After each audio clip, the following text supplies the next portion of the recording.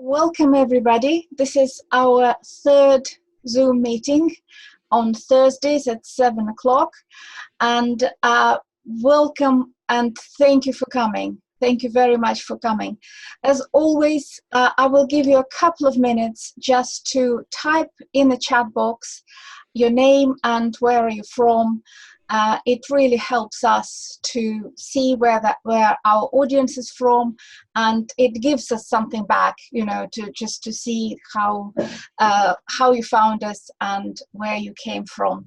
While we are waiting for more people to join us, please just type.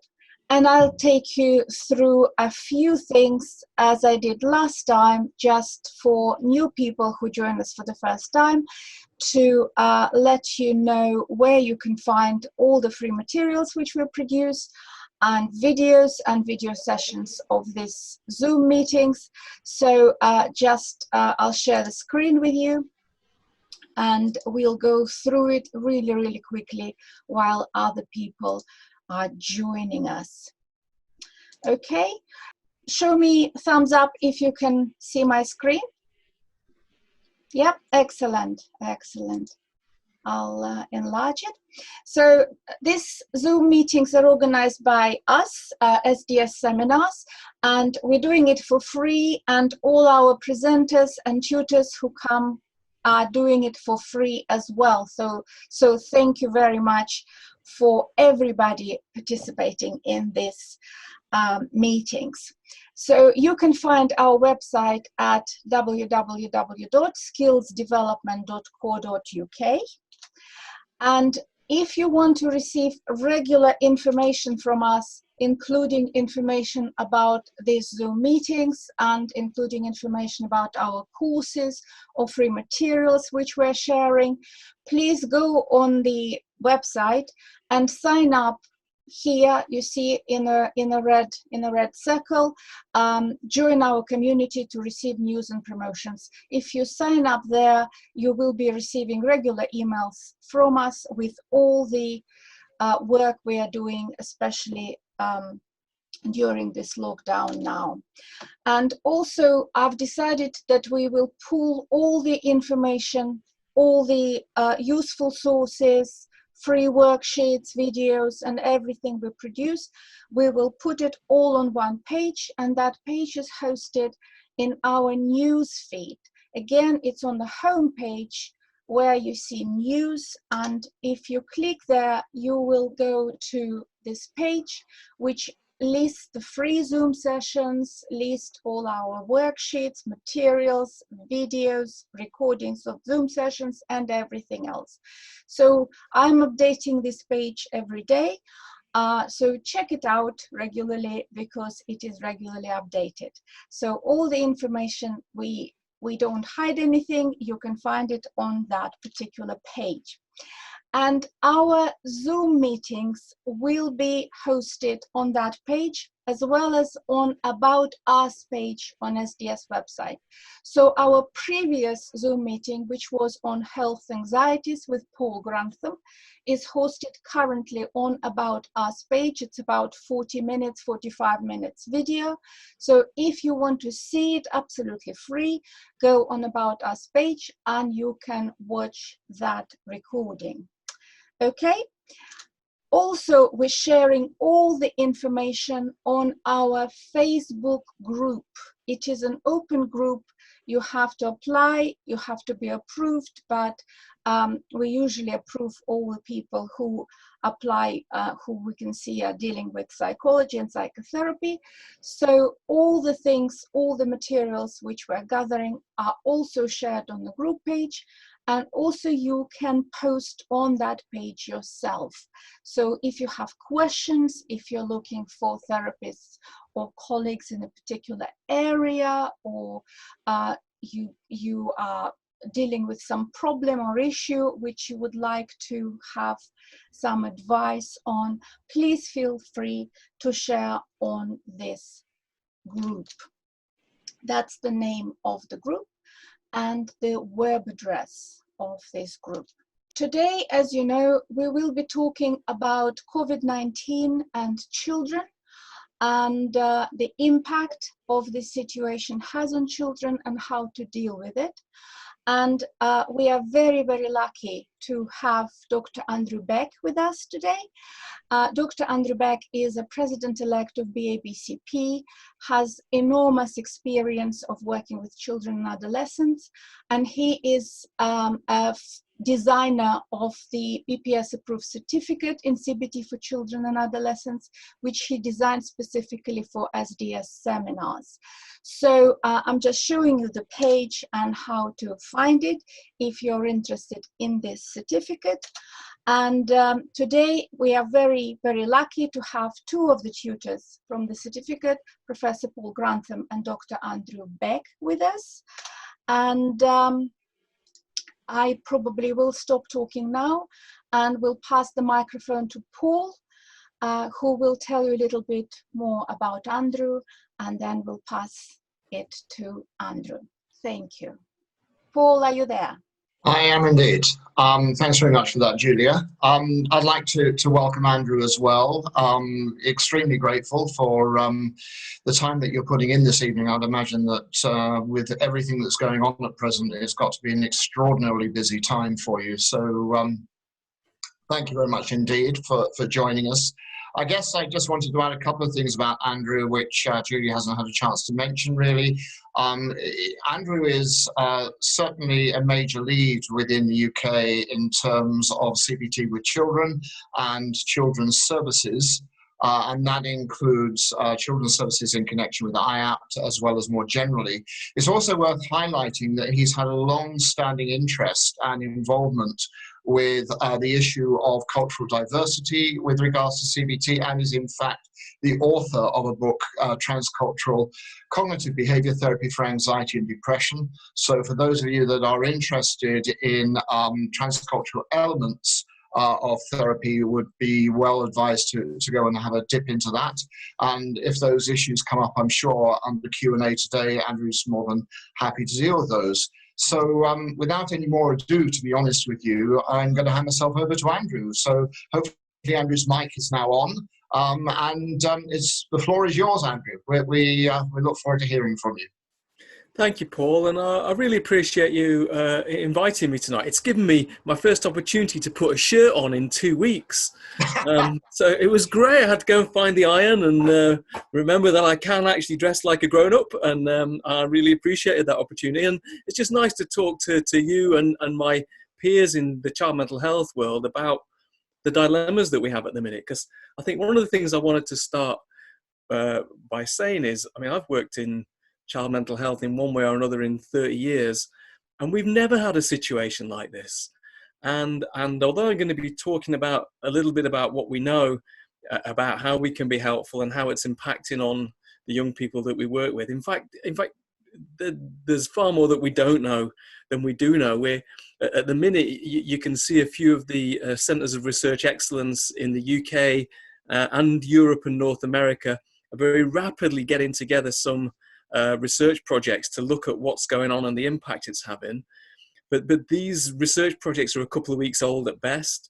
They're not in a position to report. And we have a lot of anecdotal evidence about what's going on. But in fact, there's far more unknowns than knowns. So I'm going to talk just about a very small part of the challenges that we have for about 15 minutes, and something that I've been interested in and have written a resource around.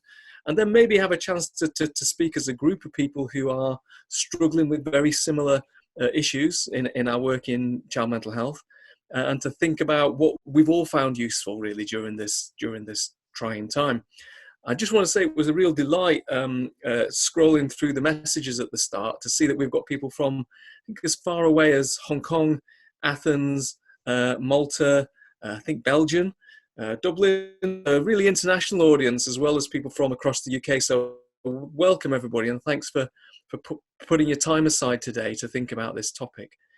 So I'm going to start by talking about low mood and COVID-19, because I think there's been a big emphasis in what's been written about and the resources that have been developed on anxiety and COVID-19, and that's understandable. These are very, very anxiety-provoking times. And I think our initial response in a threat situation is to have our fight and flight systems activated, to find ourselves worrying more than useful, to find our sleep disturbed, and to notice those physiological responses to threat, because there's a very real threat out there.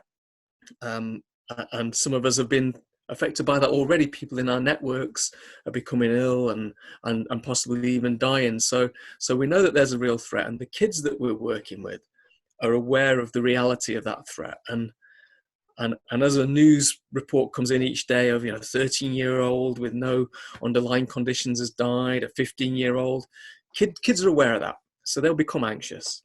And of course, a lot of the stuff that Paul was talking about in terms of health anxiety in the context of COVID-19 last week, I think is applicable to kids too. They kind of worry about their health in a way that's very similar to how adults worry. But I think what we're beginning to see now, that the acute worry phase is over, is the impact of isolation on people's sadness. So I think clinically, I was really struck in the first few weeks by the kids that I'm working with, because I'm continuing to do remote therapy and have kind of busy clinics providing CBT in the service that I work with. Very anxious response initially, but there's clearly a shift to a much sadder response now. And so I wanted to draw on a really well-established psychological model to think about that. And some of you will be very aware of this model and will use it a lot. For some of you, it might be a little bit new. So I'm going to introduce it and then talk about how I've used that to make sense of the challenges of working with some of the kids on my caseload. And that's behavioral activation as a treatment for depression. So BA, as it's often referred to, was developed as an alternative to CBT for depression by people whose core model was more behavior therapy than cognitive behavior therapy. So they weren't so interested in people's thoughts when they became depressed, but they were very, very interested in people's behaviors. And the essence of behavioral activation for treating depression is that the more time we spend engaged with the world, involved in meaningful activities, being close to people who are important to us, and getting a sense of enjoyment from how we spend our time, the better our mood is. So what behavioral activation seeks to do is to treat depression by changing the way people behave, by changing people's daily patterns of behavior. And there's an idea that if you look at someone who is typically depressed, they'll spend very little time involved in meaningful activities, much less time with people who are important to them, and much less time doing things that are enjoyable. And one of the core features of depression is anhedonia. It's that sense of not taking pleasure in life. And I think what kind of happens is as activities become less pleasurable, people do them less. So what you end up with from a behavioral activation point of view is that when people are depressed, they get into vicious cycles. And the vicious cycle is you do less, the less you do, the worse you feel. And the worse you feel, the less you do. And so the cycle kind of goes round and round and round.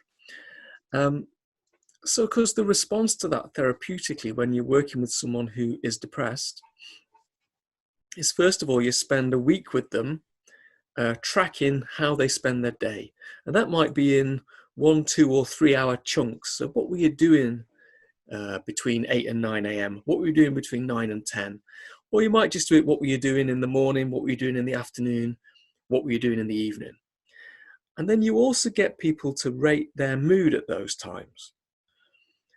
Because typically with people who are depressed, they're not consistently depressed all the time. So the degree of sadness is not the same throughout the day. It varies. Although people are often not fully aware of that when they first come to see you. So what you would want to do is to track how their mood changes through the day.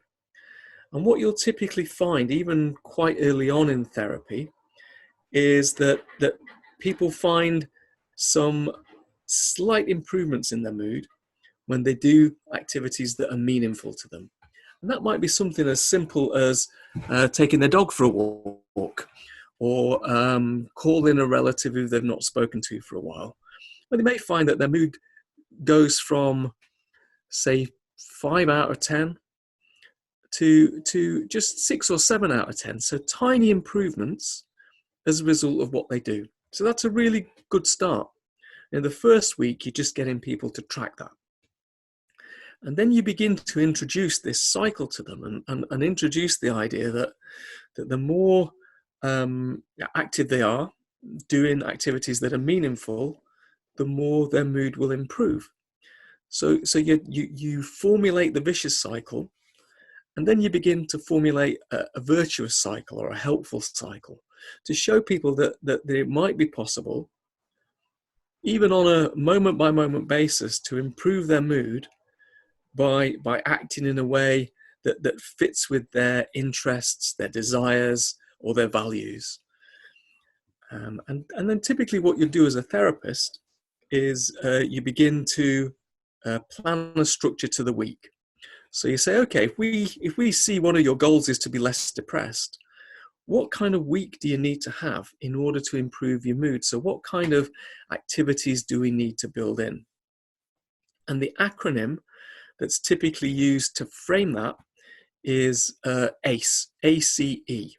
And in behavioral activation for depression, you talk about ACE activities. A stands for achievement, so activities that give you a sense of achievement. C is closeness, so closeness to others. And E stands for enjoyment, because most activities will give you different degrees of achievement, closeness, and enjoyment. So if I think about my day-to-day and how I spent it. So this morning, I had a laundry basket full of clean clothes that had been washed, and I spent about 30 minutes listening to the radio and sorting them out and folding them into piles for each member of my family. So that activity gave me quite a high score on achievement. It was nice to have achieved that. There was probably 3 or 4 loads worth of washing. I scored very low on closeness because I did it on my own, and scored moderately on enjoyment because I had the radio on and it was kind of not a bad way to spend some time. So I didn't really have any closeness early on in the day, but I did get a job done. So then I had to think, following that job, I probably wanted to improve my closeness and not worry too much about achieving things. So I actually took my kids for a walk around the back of my house. My garden kind of leads on to some kind of natural area, a little bit of a wood. So me and my 2 kids went for a walk together for about 45 minutes, and we just had a chat about what we were going to do next summer when things were better. So that had quite a high closeness score for me, probably 8 or 9 out of 10 really, but not much sense of achievement. We didn't get anything done. We just had a bit of a pleasant chat, and it was quite enjoyable. So it was low on achievement, high on closeness, high on enjoyable. And what you need for a good week, typically, if you're working to overcome depression, is a good mix of ACE scores in your day. So bearing in mind that sometimes you want to feel a sense of achievement. Sometimes it doesn't really matter about achieving much. You just need closeness to others. And that might be as simple as phoning a relative or texting someone. And sometimes you just need to enjoy yourself, you know, having a bubble bath or watching a favorite program on TV. May not give you any achievement, may not give you any closeness, but actually might be quite enjoyable. So when you're working with depression, you'll use an ACE framework to build a week that makes kind of mood improving behaviors built in for someone. Now, typically, when someone's depressed, they will sit with you in session and plan out the week and go away and really struggle to do a lot of it. Because in that therapeutic hour, it's easy to be optimistic, it's easy to be engaged. But when you have to go away and give it a go on your own, people struggle. And that's typically what you find in week 2, once people have made the plan and gone away and tried to do it. So then you introduce this idea that you act according to your mood. No, sorry, you act according to your plan, not according to your mood. Because people often say, well, why didn't you do that thing that you decided to do? And they'll say, I didn't feel like it. And of course you don't feel like it because you're depressed. So what you need to do is get into this idea that you act whether you feel like it or not. You make that commitment to changing your behaviors.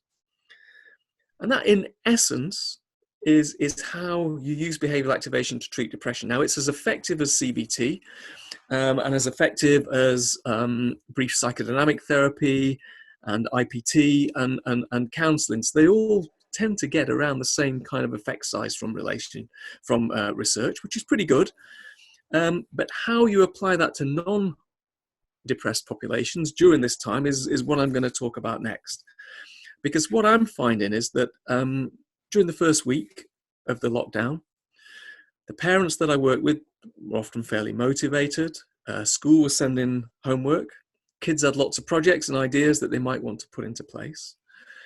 And so young people's weeks were fairly structured, with activities that were give them a sense of achievement, gave them some closeness, maybe talking to friends on WhatsApp or through online gaming, and were quite enjoyable. But what I'm noticing now as the lockdown continues is that families are struggling quite a lot to maintain a sense of structure and meaning. So I've started introducing the ACE approach to all the families I work with, whether there's depression as a presenting problem or not. So this is working with anxious kids, whether it's working with kids who are struggling because of autism and other neurodevelopmental problems, with kids with PTSD. What I've started introducing over the past week or so is an ACE approach to planning your day. So what we're doing is getting the parents and the child to work together, and this is all done remotely by phone. And typically I'm sending them through some resource sheets, so emailing them some of the behavioral activation resource sheets from places like Get Self-Help and Psychology Tools. And we're working together to plan the week. And some families need quite a lot of planning. So I think for some of the families that I'm working with, you've got to plan almost hour by hour how the days are going to go. And you might only plan 1 or 2 days at a time in that therapy hour, and then hand over the job to the parents and the child to negotiate the rest of the week. But they do seem to need fairly detailed planning of the day. Other families who are perhaps a bit more resourceful, aren't under so much pressure, don't have so many competing demands on them. Families who are doing better, you can plan it a little bit more loosely. And they still seem to get that idea of planning and making things work. And I'm a week into this now with most families, maybe 2 weeks in with some of the others that I'm working with. And what I'm finding is for some families, they're just struggling to do it at all. And their kids are ending up in fairly formless days. They're getting up late, they're going to bed late, they're not eating regularly. And even kids whose mood wasn't a problem before we started the lockdown, we're finding that their mood is beginning to suffer. So these are the families that I'm going to work extra hard with over the next week or two to boost their ability to structure and use a behavioral activation approach. But what I am finding kind of for the families who are picking it up and using it is that it's been really quite helpful. And there's a couple of points for that I want to make, and then I'll open things out to some questions. But I think one of the most useful bits of it, where families are finding it useful, is the bedtime and the meal routines, because it's really easy to let that go. And I think it's shockingly easy for children to get into a pattern of sleep reversal. And we know from the research on the impact of sleep on mental health in adolescence that that's one of the worst things that can happen to a kid.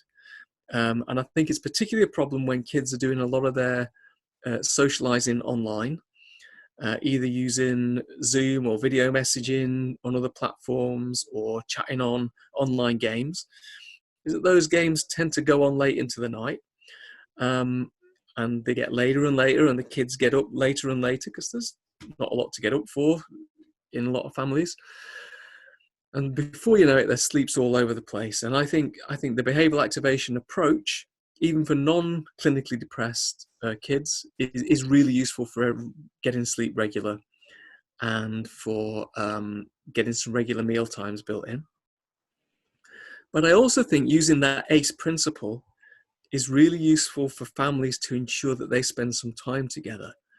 Because if you think about it, particularly with adolescents, a lot of adolescents, given the opportunity, will spend an entire day in their room avoiding the rest of the family, and will end up really quite isolated unless their parents and their siblings and themselves make an effort to plan in something really enjoyable to do together during the day.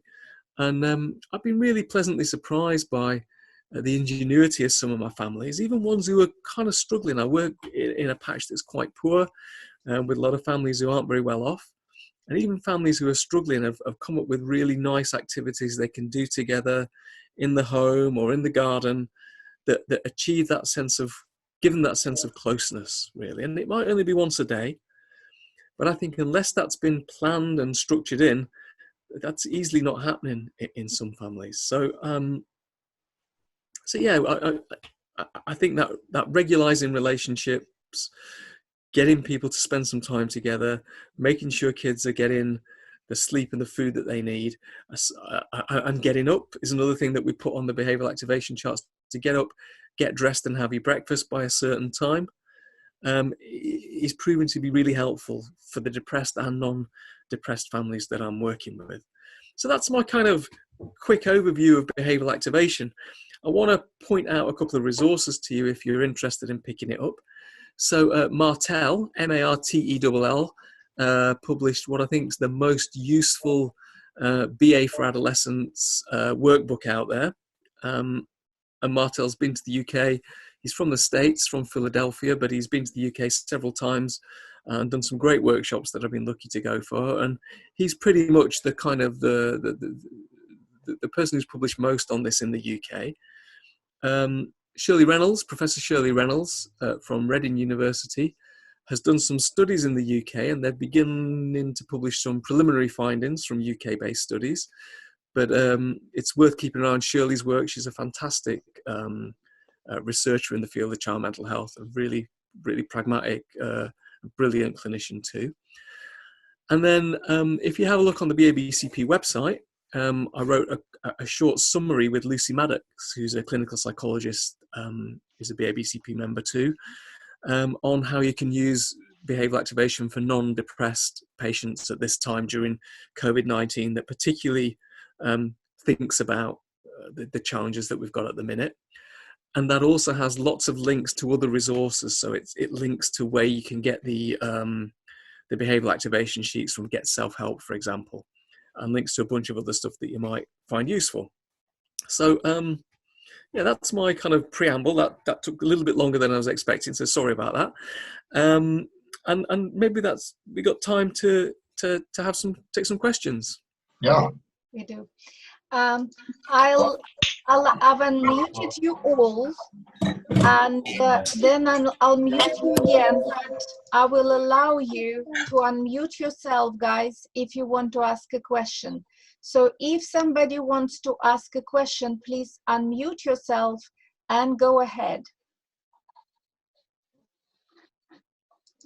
I have a question that I've just put there. I don't know if you can see that on the chat. Yep, we can see you. Hi, Lindsay. Hi. I work with children that are impacted by parental addiction, so mostly alcohol, but also some drugs, gambling, gaming, but predominantly alcohol. So for them, it's not necessarily, I'm not necessarily positive that a lot of their parents may actively or willingly engage in BA. So is it something that they can individually do themselves without that familial support, or is this something that's more appropriate for the family unit to be part of, or can I go ahead and explore this individually with the children that I work with? So, Lindsay, that's a fantastic question. And I imagine a lot of those families that you're working with, the addiction problems have actually increased during the COVID lockdown as well. Yeah. So what's a tough family situation has suddenly got even tougher. So what I would say about that is my kind of very rough rule of thumb is that the older a kid is, the less need there is for family involvement if parents aren't capable of getting involved with that work. Now, I also work with families where there are addiction problems, generally drug and alcohol, but because my patients are the kids, and it is really tough for some parents, isn't it, when their own needs are overwhelming them, for them to hold their kids' needs in mind enough to be helpful. But I don't know if you have the same experience, Lindsay, but even parents who are really struggling, they're kind of willing, even if they struggle to follow through with stuff. I don't know if that's your sense, but they'll say, yeah, I really want to give it a go and I really want to get it right this time. But often their own needs just derail that, really. So what I would say is absolutely, I've done behavioural activation work with 15, 16, 17-year-olds fairly successfully. It probably takes a little bit more time to do the setup and to explain the rationale, but I think it's absolutely possible for young adults of that age to take on behavioural activation. I wonder if some of those families you're talking about as well, Lindsay, they may have siblings who are locked in as well, who are at home, who are more intact than the parents and who are more able to use this approach. So often when I think of the family system where there are addictions, I'm often looking for who's the most kind of capable person in the family right now.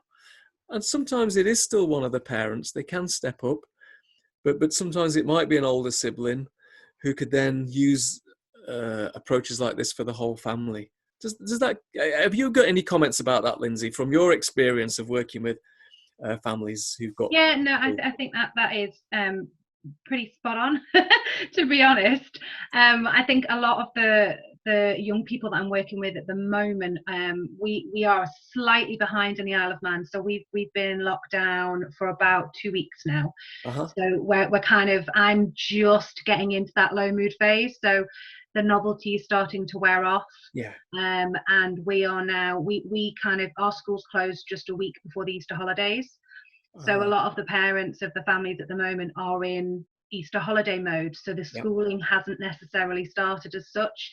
Right. So I'm more preempting the likelihood that we're about to step into things not going into any sort of structure once this kind of 2-week holiday is kind of finished.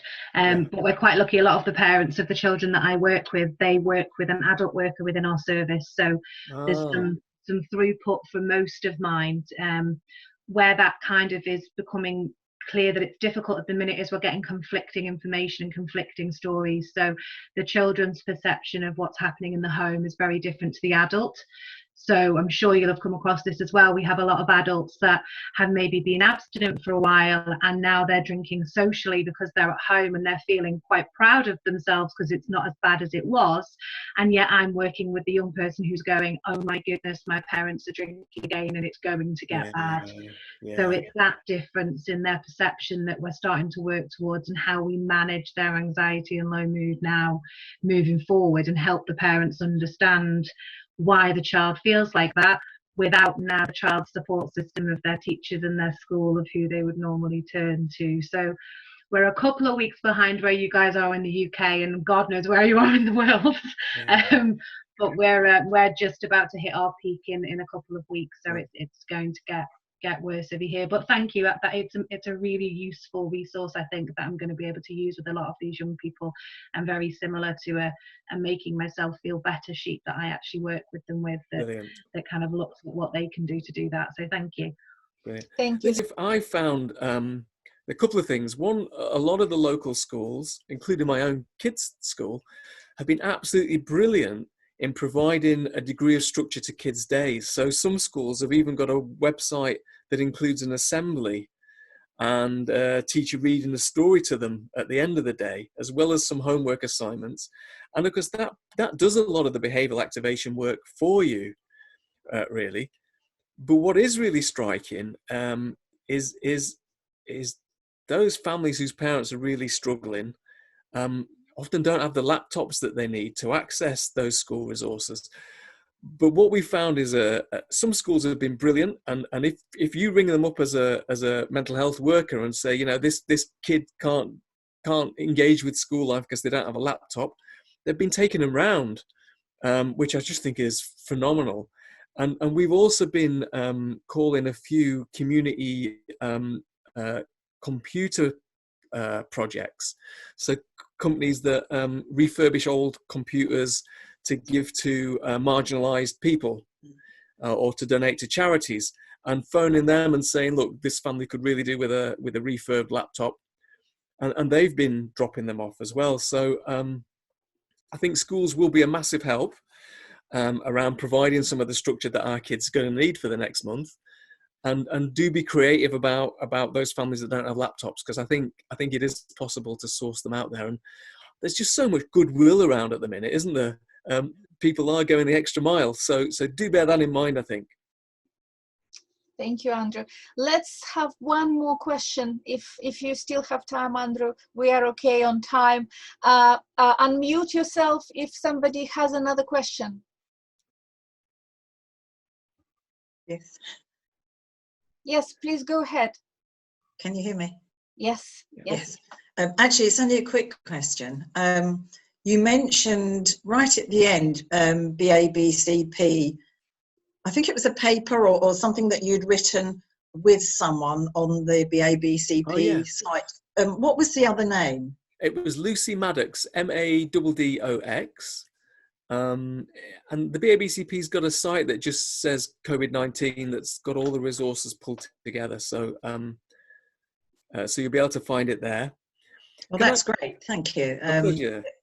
Just coming back to what you said about the schools, I work in the other end of the scale. It's a private school. It's a charitable school. So we get an absolute mix across the board of sorts of families, so some really do struggle. Yeah. What I think has been phenomenal in the school is they've set up quite a structure, and they do ask the children to wear a collar. They're doing video links now, so they're doing video lessons, and they have to wear a collar, and they have an assembly, and they have a structured day. Brilliant. And I do the therapy, and it's all by appointment, so it's all going to be completely structured. That's fantastic to hear. Really, but this is really stepped up. This is wonderful. Can I pick up a couple of the questions that people have asked? Of course. So one was about using Zoom for therapy purposes. So the information that I saw recently from the NHS England Information Governance team were that they were taking a very flexible view as to what platforms were okay at the minute.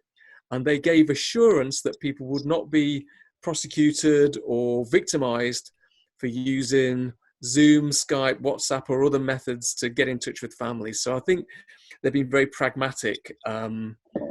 Denise has just written Martel's behavior activation for adolescents there. Thank you, Denise. Let's see. Okay, there's a question about screen time.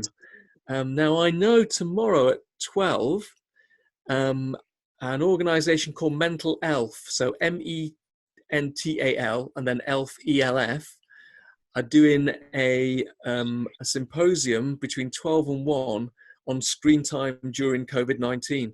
So there's a whole hour of that going to be out there tomorrow. If you just do a Google search on Mental Elf, you'll find them. They're also very active on Twitter. And I think if you've got an hour to spare at 12 tomorrow, it's a pretty good way to use it, really, because there'll be some, I've got my own opinions about it, but I don't have a research expertise in screen time. But you will get a chance to really hear from the best in the field tomorrow at 12 if you've got that time available. Okay. Well, we are up. We've done our 40 minutes, and I don't want to use any more of your time, guys. Thank you very much, Andrew, for holding this session for us, and thank you very much, everyone, for coming. As always, it's lovely to see you. We are here next week at 7 o'clock with Professor Wendy Dryden, who will be talking about single session therapy and its use, obviously, over the internet. So please come and join us again at 7 o'clock next Thursday. And in the meanwhile, please stay safe and well, and see you again. Bye. Thank you. Bye-bye. Bye. Bye. Yeah, everybody. Thank you for coming. Thank you, Andrew. Bye.